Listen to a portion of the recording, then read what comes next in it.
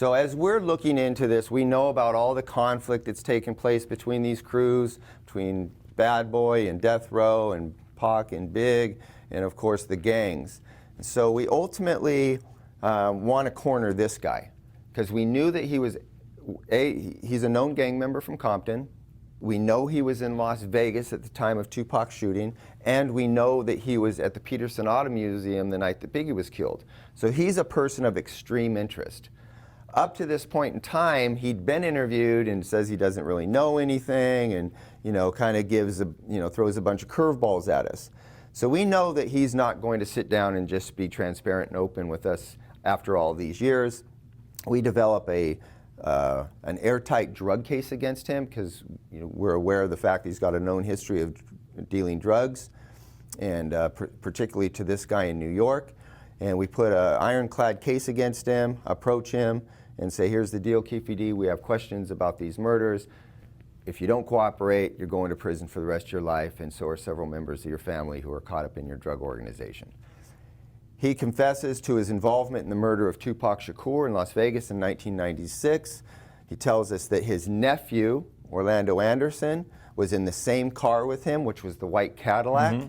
And they had gotten into the fight, obviously, between Tupac and Orlando, and now they're going to go and retaliate at the club where they know that Tupac and Suge are going to be, and they go over to the club and to hunt down Tupac. And prior to that, they meet with this guy in Las Vegas, who happens to be Biggie Smalls' godfather. He's a close friend of Puffy. He's out in Las Vegas. He's aware of all this conflict going on. He's aware of the shooting of Tupac. And so he gives him a gun in Las Vegas. And then they set out, along with another guy named Corey Edwards and 5 or 6 other members of the Southside Crips, and they go on the hunt for Tupac and Suge Knight. Ultimately, they run into him on the Strip, just off the Strip actually, and at the intersection of Flamingo and Koval, the Cadillac pulls up, he gives him the gun, he leans out and shoots, and ultimately kills Tupac Shakur. And in the car, he is sitting in the front passenger. Terrence Brown, T. Brown, is the driver. He had, I think his mother-in-law rented the car, the Cadillac, and apparently Keefe D, every time he would go out, he would always rent a car. And then in the back is Orlando right behind Keefe D, and then DeAndre sitting on this side. He first gives the gun to DeAndre because the car is on this side. DeAndre says no. Then Orlando says, give it to me. He turns around and he shoots, gets him. So that's pretty much the event that takes place. And a lot of it was the attention because the girls were hollering, hey, Tupac, hey, Suge, and they figured out they're them. They made a U-turn to go get him, right? That's right. Yep. So where do we go from here? So now, by the way, he looks like Cuba Gooding Jr. from American Gangster, not Frank Lucas, but the guy that Frank Lucas was going up against, who was making Blue Magic and spicing it up and selling it for a cheaper price.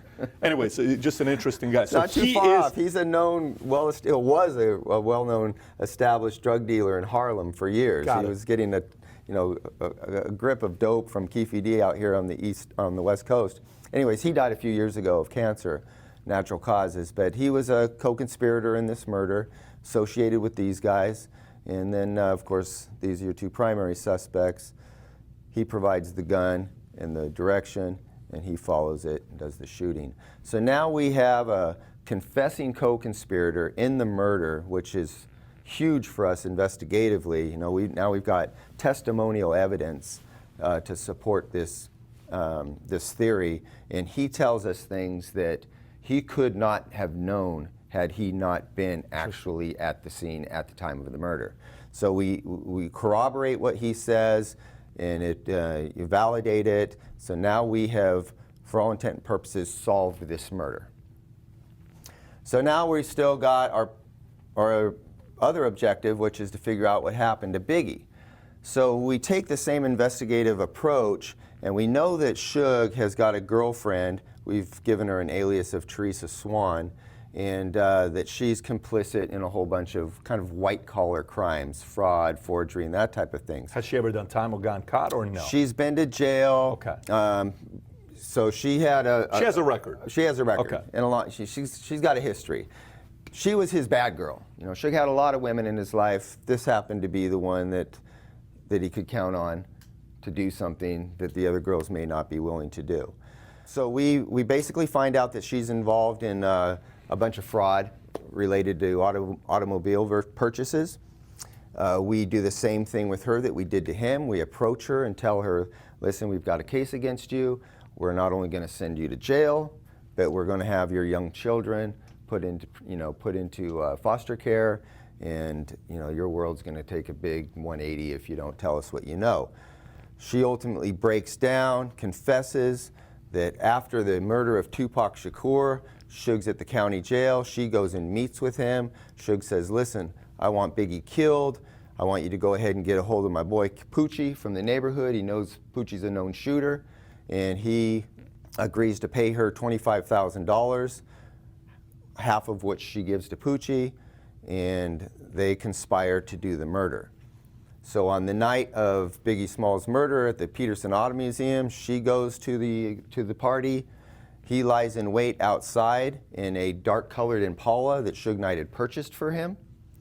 And as Biggie Smalls and the entourage are leaving, he just simply pulls up alongside, starts to shoot, hits the big man, who dies on the way to the hospital. So this was validated by Teresa Swanelli, whatever name you gave her, was validated by her. Correct. Right? Okay.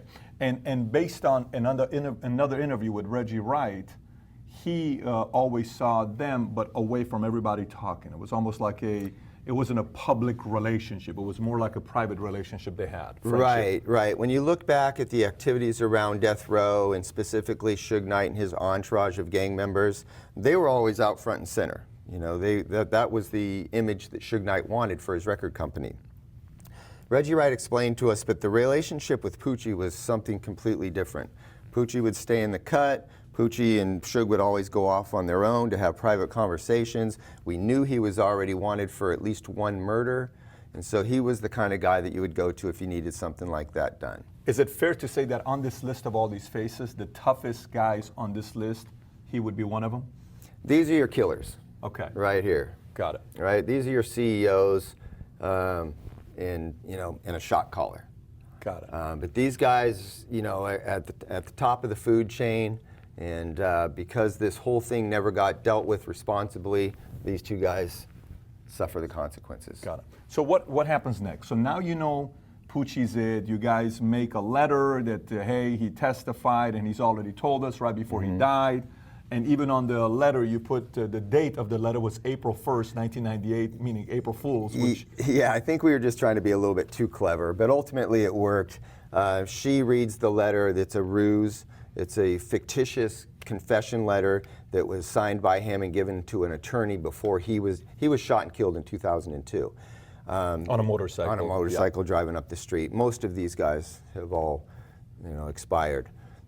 So we show her the letter. She says, wow, that's exactly what happened. We tell her, well, why don't you tell us what happened in your words? She explains her solicitation with Suge Knight and how he had paid her and how he had told her to get a hold of him and commit the murder. So we corroborated her statements, and now, for all intent and purposes, effectively have solved both these murders because we have corroborated co-conspirators that are confessing. So that's where we go to the department. We say, listen, we've got all the goods. The department then has their attorneys reach out to Valletta Wallace in the estate and say, listen, we've got new information in the case. It undermines and refutes your civil case. You can continue to pursue that and spend money, but this is where we're going with it. Valletta Wallace, an attorney, hearing that, they decide that they're going to retract their lawsuit. It's dismissed, and the whole case. Done. $400 million. Whole case. Never happened. Whole case goes away.